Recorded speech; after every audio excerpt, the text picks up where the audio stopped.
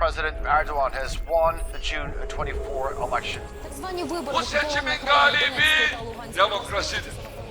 Turkey has closed down more than 100 newspapers. Dünya bizden konuştu.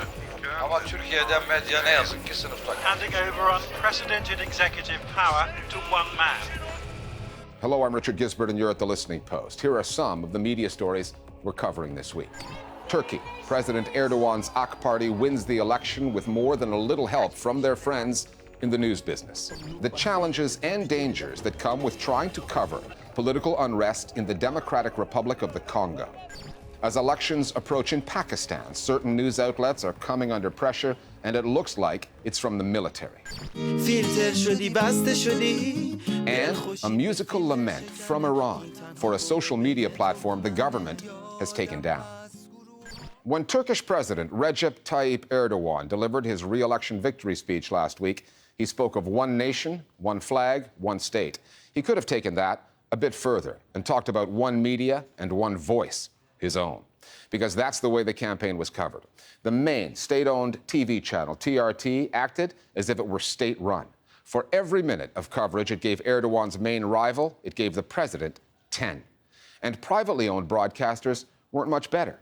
Since coming to power in 2003, Erdogan has overseen a restructuring of Turkey's media space. Media conglomerates that failed to support Erdogan have been sold off to allies who will. Hundreds of journalists have been jailed. Hundreds more media outlets have been shut down, accused of terrorism. A lot was riding on this election, and as the victor, Erdogan is set to take up sweeping new powers that he says will help him put Turkey's economy back on track. His critics, however, say he now has carte blanche to further silence dissent. Our starting point this week is the capital, Ankara.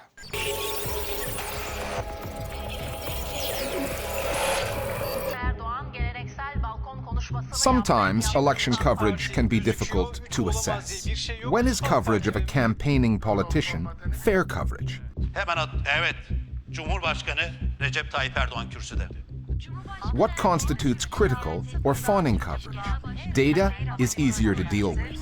Doing the math, the way opposition members working for Turkey's broadcast regulator, RTÜK, did.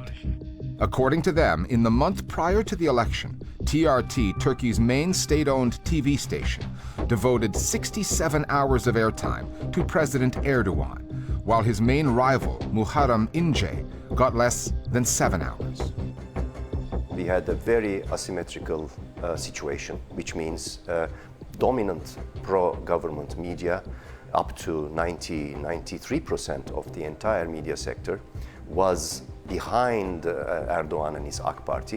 Efendim İstanbul Yenikapı'da şu esnada tarihi anlar yaşanıyor. AK Parti Büyük İstanbul mitingi gerçekleştiriliyor ve Cumhurbaşkanı Erdoğan Türkiye'yi ziyaret etmiş. Cumhurbaşkanı Recep Tayyip Erdoğan Türkiye'ye seslendi. Türkiye seçmenine seslendi. Demokrasi zaferi, demokrasi bayramı. TRT, being a state broadcaster, issued day after day Erdogan propaganda. It's the nature of the beast. If you're the president of a country, not only you're campaigning, you're also running the country, you're also holding meetings, you're also talking to people, you're also having high-level diplomats come and talk to you, or presidents from other countries come and talk to you, so you are more in the news anyway. Muharrem İnce was not much in the news before he became a candidate. President Erdogan was. Dünya bizden konuştu. Dünya medyası. Sokaklar, meydanlar coştu. Ama Türkiye'de medya ne yazık ki sınıfta kaldı. Everybody loves to just put the blame on the media because Ince said the media has failed. Okay, it's true, but also this is not news.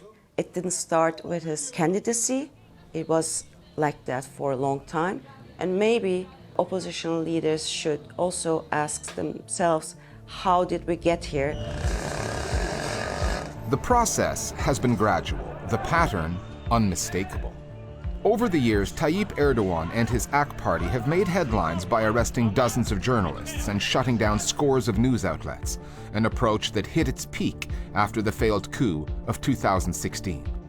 Other developments, such as the gradual transformation of the Turkish media landscape through ownership changes, have been less dramatic, but just as consequential.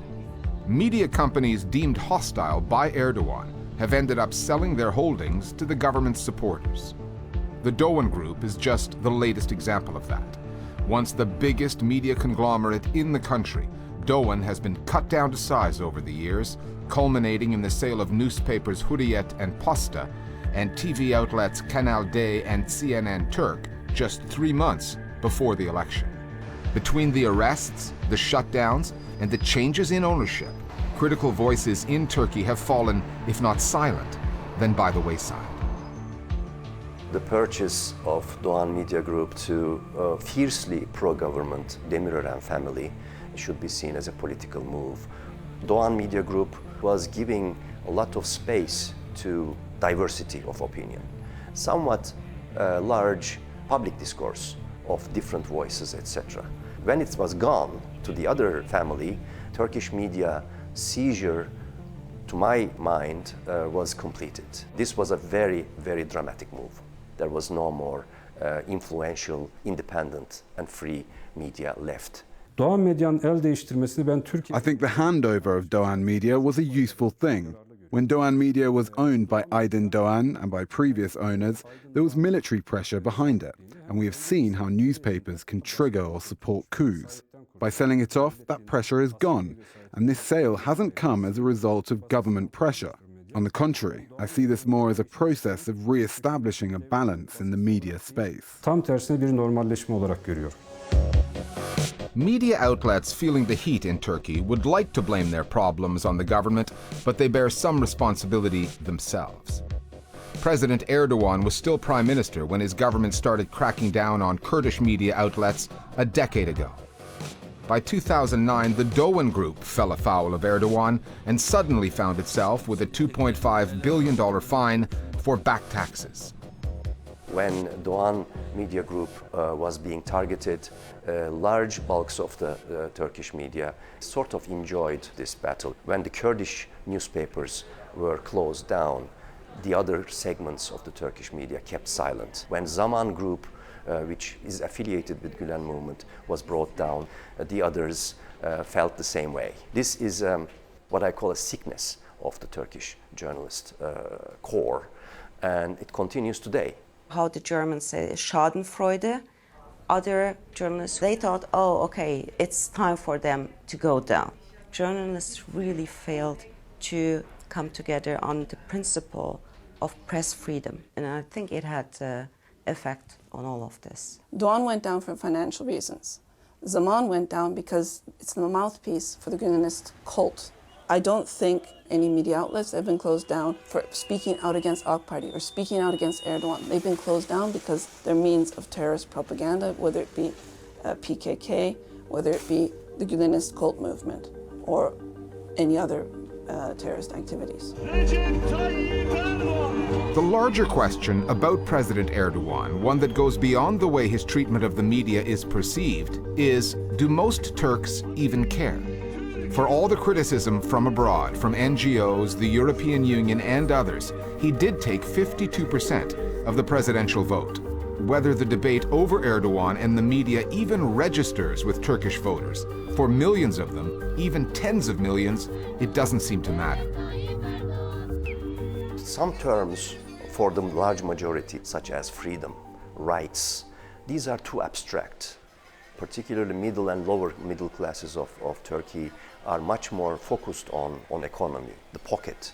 That's why freedom of media, freedom of expression, all of these issues are left only for us, for journalists, for intellectuals, and that's why we are suffering. Erdogan has created a strong belief that he is a strong leader, that he is able to lead the country. And I believe this still has an effect. People, his supporters, believe maybe he's an authoritarian figure, but who cares? We are better out with him. Is the Turkish voting public really that indifferent to freedom of the press, as the election results would seem to suggest? Or was Tayyip Erdogan's victory just a natural byproduct of the dominant news narrative in Turkey? All the airtime the media give to the president at the expense of his opponents, all the favorable coverage he gets from journalists, many of whom now work in conditions of fear. That too is difficult to assess. And if Erdogan keeps having his way, we will never really know.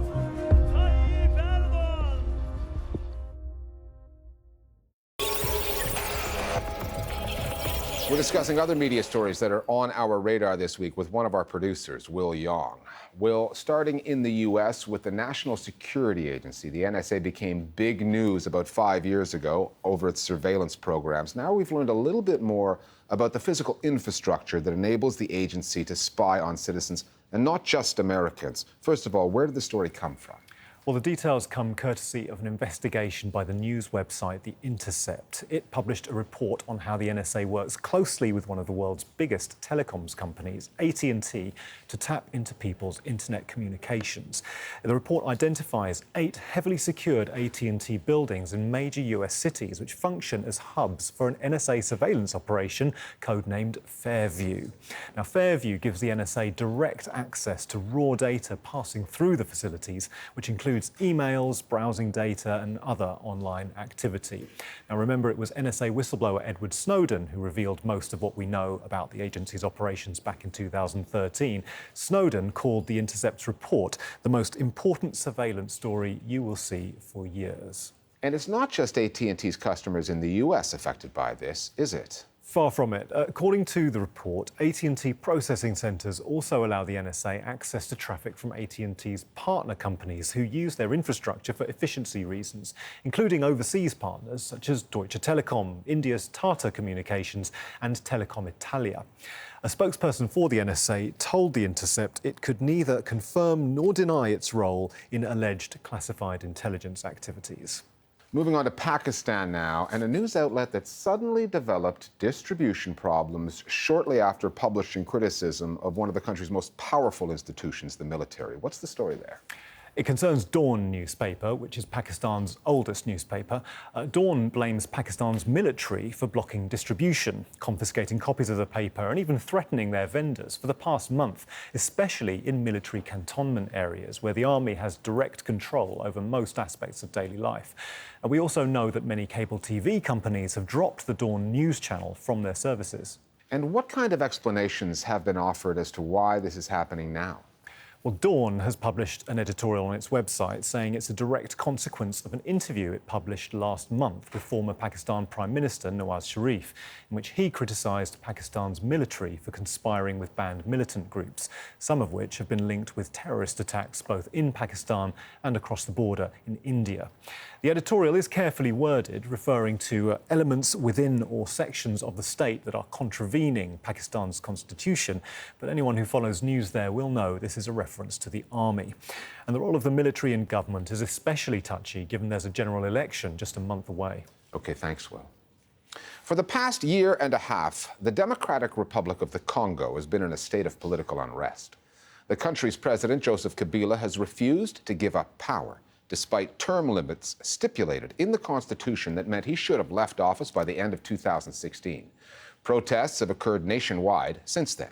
Journalists trying to cover the demonstrations have been arrested, threatened, and harassed by both the police and the intelligence service, while various media outlets have had the plugs pulled on their signals, their transmissions cut.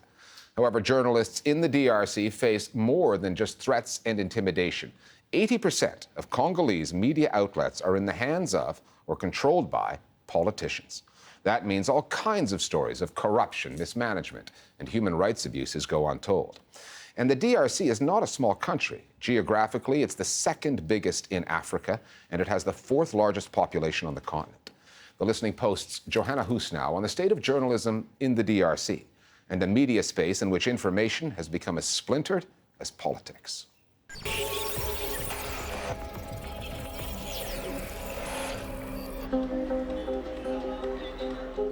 Depending on the channel Congolese viewers tune into to watch coverage of anti-government protests, they will come away with very different versions of the story. News outlets that fall in line with President Joseph Kabila call the demonstrations illegitimate. comité des laïcs catholiques avait tenté en vain d'organiser des marches prétendument pacifiques, non autorisées. Opposition channels focus on what they call the government's use of excessive force on protesters.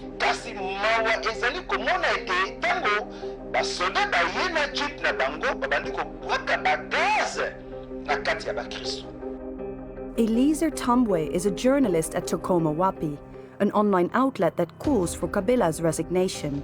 Fiston Kamanda works for state broadcaster RTNC.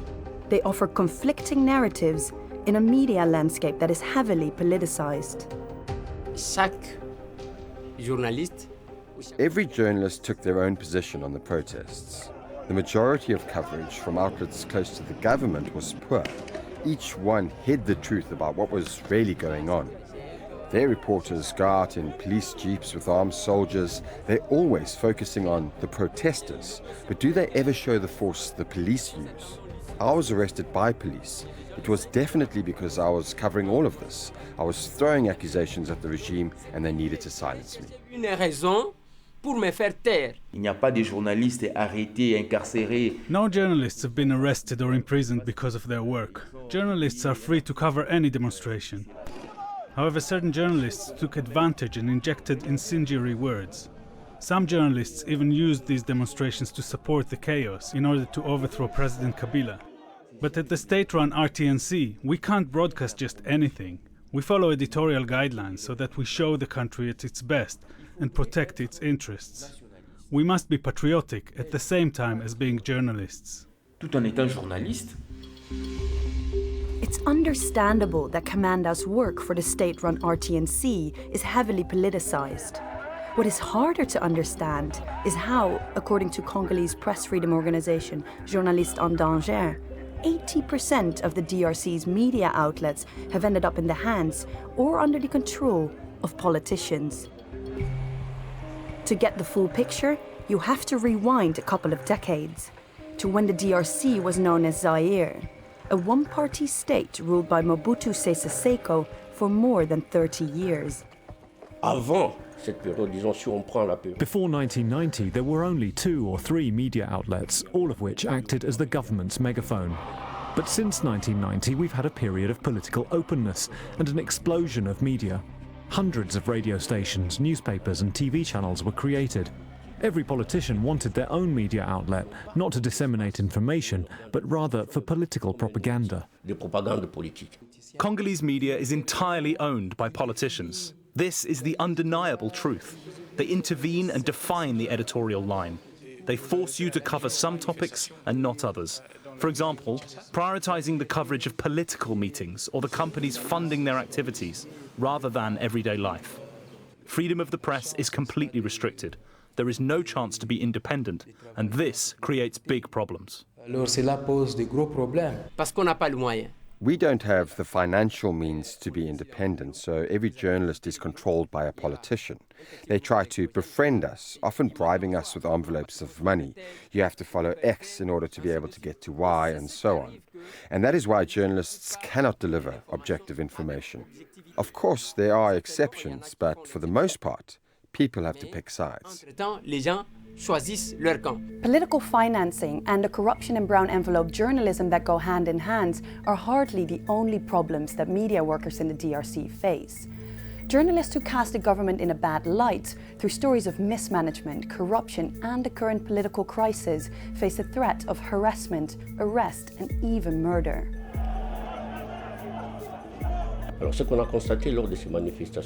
During these demonstrations, many journalists have been arrested, beaten up or had their material destroyed. It leads to self-censorship because journalists are afraid.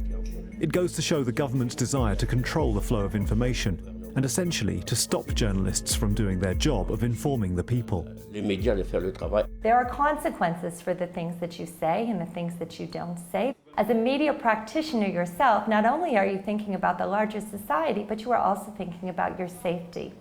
That safety can come under threat because of government officials or because of militia, militants. So of course there is always an issue, a level of self-censorship that goes on. I believe it's completely false to say that the government has tried in some way to muzzle journalists. Here in the Congo, journalists are free to carry out their work, which is not the case in neighboring countries.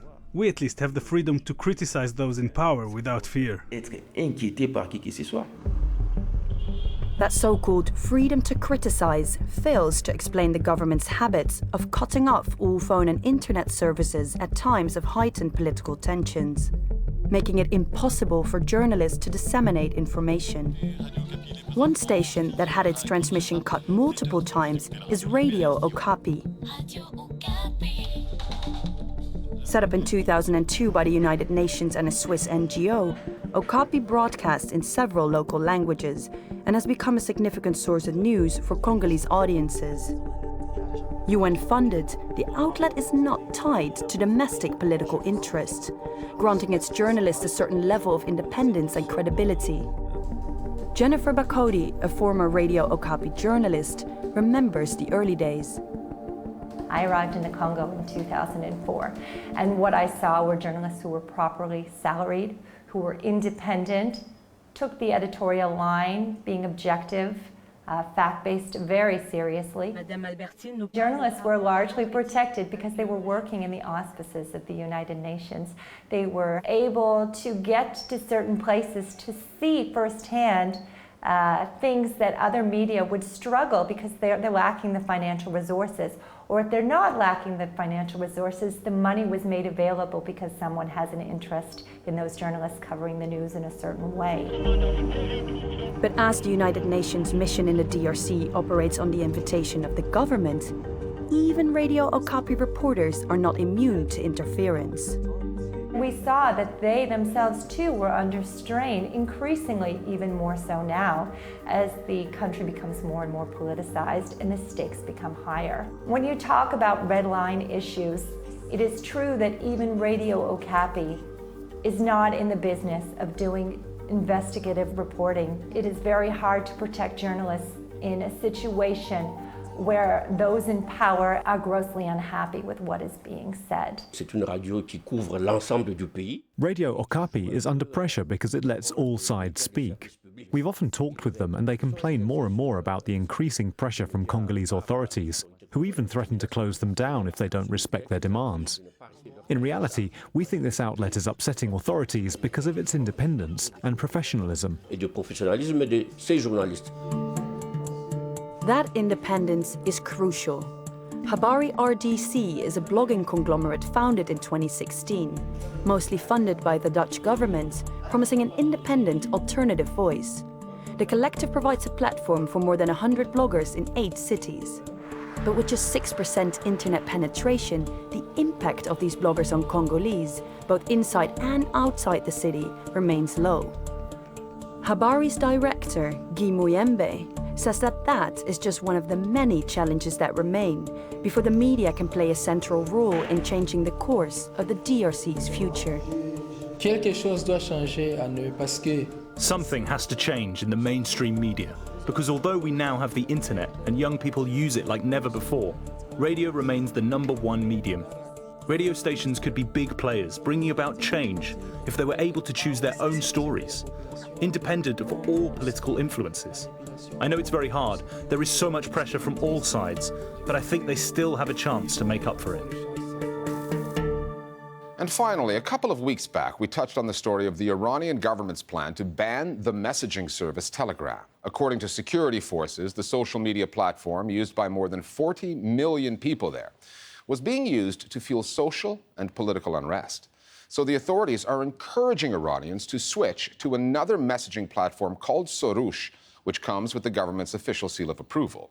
That provoked an Iranian music group, Dasandaz band, to come up with a new tune, a parody, whose lyrics poke fun at the government's pro-Soroush offensive. The band, based in the Islamic Republic, released their video on Telegram and Twitter, but both platforms are now blocked in Iran. It has been picked up outside the country, however. We'll see you next time here at The Listening Post. یه روز اومد گفت با من باش بهم قول داد که میمونه تا آخر راش حالا کجاست که بگم تو روش یکی میخواد جاتو بگیره به اسم سروش میگن چیزی ازت کم نداره میگن نبودت این همه غم نداره ولی هر روز تو فکرام تویی و دیوار بینمون تلگرام تو به هم وابسته شدی، فیلتر شدی بسته شدی، دل خوشیم به فیلتر شکنه، این تنها پل بین تو و منه. یادم هست گروهامون و خاطرات، من چیکار کنم بدون استیکرات.